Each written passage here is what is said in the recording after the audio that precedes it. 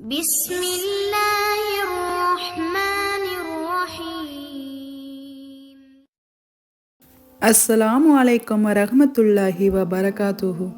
அளவற்ற அருளாளனும் நிகரற்ற அன்புடனுமாகிய அல்லாஹுவின் திருப்பெயரால் ஆரம்பிக்கிறேன்.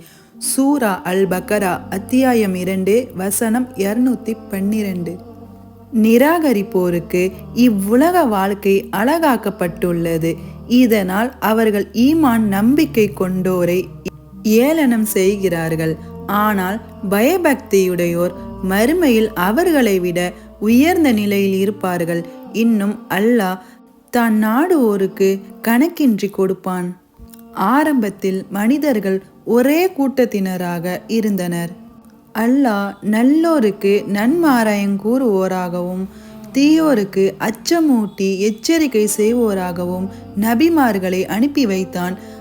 அத்துடன் மனிதர்களிடையே ஏற்படும் கருத்து வேறுபாடுகளை தீர்த்து வைப்பதற்காக அவர்களுடன் உண்மையுடைய வேதத்தையும் இறக்கி வைத்தான். எனினும் அவ்வேதம் கொடுக்க பெற்றவர்கள் தெளிவான ஆதாரங்கள் வந்த பின்னரும் தம்மிடையே உண்டான பொறாமை காரணமாக மாறுபட்டார்கள்.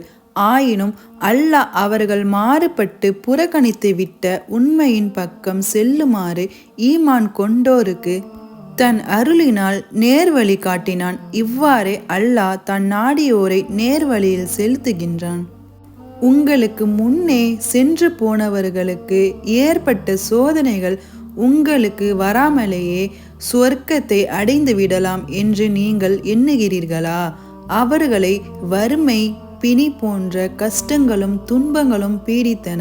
அல்லாஹ்வின் உதவி எப்பொழுது வரும் என்று தூதரும் அவரோடு ஈமான் கொண்டவர்களும் கூறும் அளவுக்கு அவர்கள் அலைகழிக்கப்பட்டார்கள். நிச்சயமாக அல்லாஹ்வின் உதவி சமீபத்திலேயே இருக்கிறது என்று நாம் ஆறுதல் கூறினோம். அவர்கள் உம்மிடம் கேட்கிறார்கள், எதை யாருக்கு செலவு செய்ய வேண்டும் என்று. நீர் கூறும், நன்மையை நாடி நல்ல பொருள் எதனை நீங்கள் செலவு செய்தாலும் அதை தாய் தந்தையருக்கும் நெருங்கிய உறவினர்களுக்கும் அனாதைகளுக்கும் மிஸ்கின் ஏழைகளுக்கும் வழிபோக்கர்களுக்கும் கொடுங்கள். மேலும் நீங்கள் நன்மையான எதனை செய்தாலும் நிச்சயமாக அல்லாஹ் அதை அறிந்து தக்க கூலி தருபவனாக இருக்கிறான். இன்ஷா அல்லாஹ் இந்த வீடியோவில் அத்தியாயம் 2 வசனம் 212 215 வரைக்கும் பார்த்துருக்கோம். இதனை தொடர்ந்து இன்ஷா அல்லாஹ் அடுத்த வீடியோவில் பார்க்கலாம். அஸ்ஸலாமு அலைக்கும் வரஹ்மத்துல்லாஹி வபரகாத்துஹு.